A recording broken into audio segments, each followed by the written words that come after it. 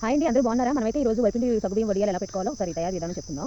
మొదటగా మనం వరిపిండిని తీసుకుంటాం. మేమైతే స్టీల్ బౌల్‌తో తీసుకున్నాము. స్టీల్ బౌల్‌తో వరిపిండి తీసుకుంటే 4 బౌల్స్ అంటే వంతుకి 4 వంతుల నీళ్లు వేసుకోవాలండి. వేసుకొని మొత్తం కూడా పలాచగా కలుపుకోవాలి. నీళ్లు కలుపుకున్న తర్వాత మనం వేరే బౌల్‌లో వాటర్ వేసుకొని వంతుకు 4 వంతులు తీసుకున్నాం కదా వాటర్, ఆ వాటర్ బాగా మరగాలి. మరిగినప్పుడు జీలకర్ర, కారం అదేంటి పచ్చికారం వేసుకోవాలి. తర్వాత మనం సగ్గుబియ్యం పక్కన మెత్తగా ఉడకబెట్టుకున్న సగ్గుబియ్యం వేసుకోవాలి. తర్వాత ఉప్పు సరిపోయినంత వేసుకున్న తర్వాత అది బాగా మరిగిన తర్వాత మనం పలచగా కలుపుకున్న పిండి ఉంది కదండీ, ఆ పిండిని అయితే వేసుకుంటాము. అలా వేసుకున్న తర్వాత బాగా ఉడకాలి. బాగా అంటే మీకు తెలుస్తుంది కదా, పలచగా ఉడికిన తర్వాత మనం వేరే వేరే బౌల్స్‌లో వాటిని తీసుకుంటే కొంచెం చల్లారిన తర్వాత మనం స్పూన్స్‌తో అలా వేసుకోవడం. మేమైతే నలుగురు పెట్టుకున్నామండి. నలుగురు పెట్టాక 4 స్పూన్స్‌తోనే అలా పెడుతున్నాము. చూడండి, మీకు పెద్ద సైజ్ కావాలంటే పెద్ద సైజ్ పెట్టుకోవాలి. మేమైతే మీడియం సైజ్ పెట్టుకున్నాము. చాలా అంటే చాలా క్రిస్పీగా ఉంటాయి. సాంబార్‌లో నంచుకోవడానికి బాగుంటాయి. పిల్లలకి స్నాక్స్‌లా పెట్టుకోవడానికి బాగుంటాయి. ఇంటిదే టైమ్ పాస్ మనం తినడానికి కూడా బాగుంటాయండి. సగ్గుబియ్యంతో వరిపిండి వడియాలు ప్రిపేర్ చేయండి. చాలా టేస్టీగా ఉంటాయి. సమ్మర్‌లోనే కదా మనం ఎంత చేస్తున్నాం.